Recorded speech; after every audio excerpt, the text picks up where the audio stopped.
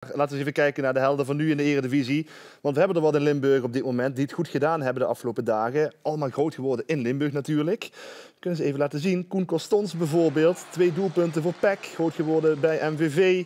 We zien ook allemaal andere jongens zoals Lintos, die scoorde tegen Ajax. Uwaisa met NEC, gedeeld koploper. Bouyamba scoorde voor Volendam. MVV verleden natuurlijk.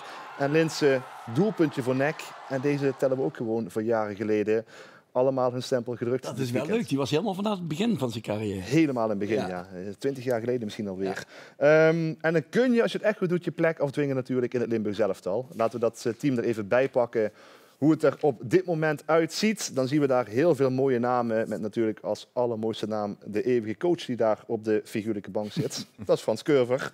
Ja. Dat zal ook altijd zo blijven natuurlijk. Het is wel mooi dat je die nog even noemt. Ja, toch? Altijd. Hij is niet meer onder ons. Dus, Nee, belangrijk voor jou geweest. Jij gaat in het elftal een wissel doorvoeren?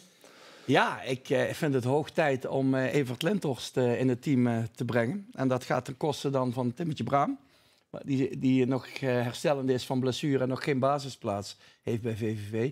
En Evert scoort tegen Ajax. Evert heeft de beker gewonnen met Go Ahead Eagles. Dus ik denk niet meer dan terecht dat hij een plek in dat elftal krijgt. Gaat Europees voetballen, hè? Europese wedstrijden met Go Ahead. Reginald, wat van jij?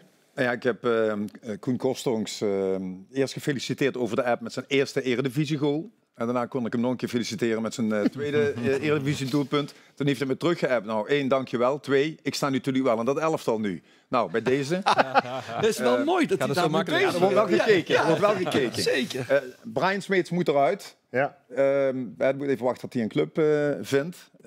En op advies van Maurice laten we Linse een plekje zakken, middenveld, en zetten we Costons in de spits. Allerlei tactische omzettingen ook nog, het is ongelooflijk. En die mensen die geen verstand hebben van voetbal, hij kan dat dadelijk beamen.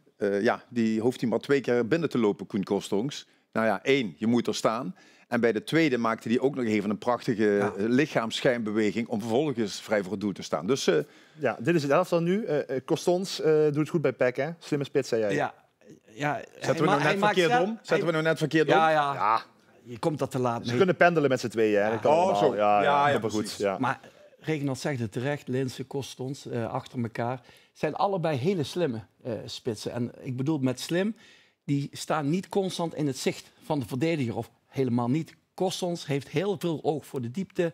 Linse kruipt altijd achter zijn man en komt dan op het goede moment voor. Ja. En ik zie dat steeds minder in de KKD, zeker. En ook in de Eredivisie. Spitsen die achter de verdediging gaan voetballen. Ik ging vroeger, toen ik spitsentrainer was bij VVV, hadden we Ucino voor. Die deed dat ook niet. Die kroop nooit achter de verdediging. Dus dat die verdediger moet zoeken dat je net die meter extra krijgt als je in de bal komt. Ben ik met hem naar Klaas-Jan Huntelaar gaan kijken. Die voetbalde toen bij Schalke. En de hele wedstrijd alleen maar Huntelaar. Ja. Want die was daar geniaal in achter de verdediging. Ja. Daar leer je het van. En daar leer je het van. En dat mis ik. Maar dat zie ik bij Linse en Costons wel.